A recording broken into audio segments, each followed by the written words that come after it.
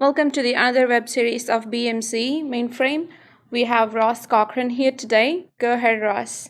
Welcome. Thank you, Priya.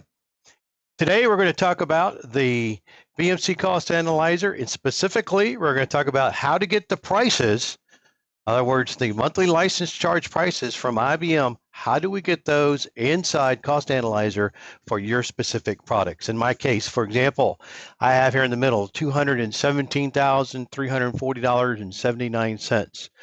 How is that product price derived? Here's how we do it. First, we go to the MLC Management Tool pull down, go over to the CPC Configuration Editor. Each of your CPCs is going to have a default IBM pricing metric listed. In my case, I have a mixture of AWLC with AEWLC. We will pick AWLC to begin with. However, eventually we'll do both AWLC and AEWLC. So keep that in mind, write that down, AWLC. Now I want to go to the MSU Cost Editor.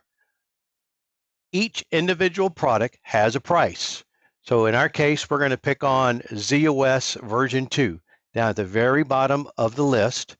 And you can see that I've already pre-populated my cost analyzer with all the different prices, because under the cost coefficient column, you can see I have a bunch of prices already listed. However, we'll just pretend this is our first time in. So I'm going to pick the last program product down there and say edit.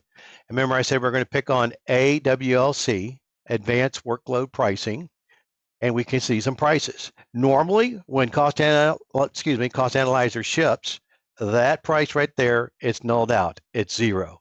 Big question always comes up is, Ross, where do I get the prices from? Well, you get them from this URL down here. I've got my browser locked and loaded. You can see the URL. You can give me an email, and I'll send you the specific URL if you can't see it off your screen. You need an IBM ID, of course, and I'm going to log in. When I log in, I'm going to be prompted for a listing as to which program product that I'm interested in today.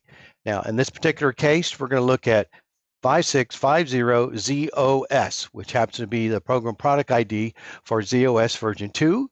I'm going to say search, and then I'm going to look at the base product. You can see there are a bunch of licensed features. We're going after the base right now, so version 2 base.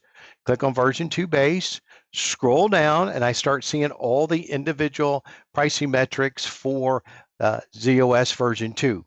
Here is AWLC. Remember I said write that one down? Here it is. So what I do is verify, and this is for 2018, depending on when you listen to this video, or if you're listening today, if it's 2018, there's the base price. That base price right there is what you'll want to plug into right here, and you'll notice those numbers match. So these are 2018 prices. And then what you'll do is go on down the list. Next one is for the tier 4 to 45 MSUs. You see the price. Go back to Cost Analyzer, and you can see 4 to 45. Put the price in. Fill it all out. And say accept. Make sure everything is just the way you like it.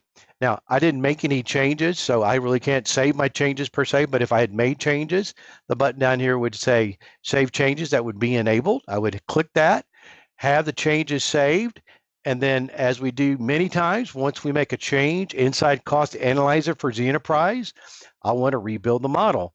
So go up to the gray ball where it says All Tasks Are Sleeping, scroll down to the blue running man, as I call him there, click. Pick your month. In this particular case, we're looking at August 2018 data, and say submit. May take a minute or two, may take 30 seconds, depending on your particular environment. But when all done, come up to the pull-down menu right here in the middle, little pull-down that says reload right here on the right-hand side. After the model completes building, you can see ours is still building upper right corner, but once it's finished, click the reload button. Say, give me a screen report, and the program product that you put the new prices in will now have prices listed for your particular month. That's how easy it is. Priya, you got it back. Thank you. Thank you so much, Ross. Please don't forget to like, share, and subscribe. Have a great day. Bye.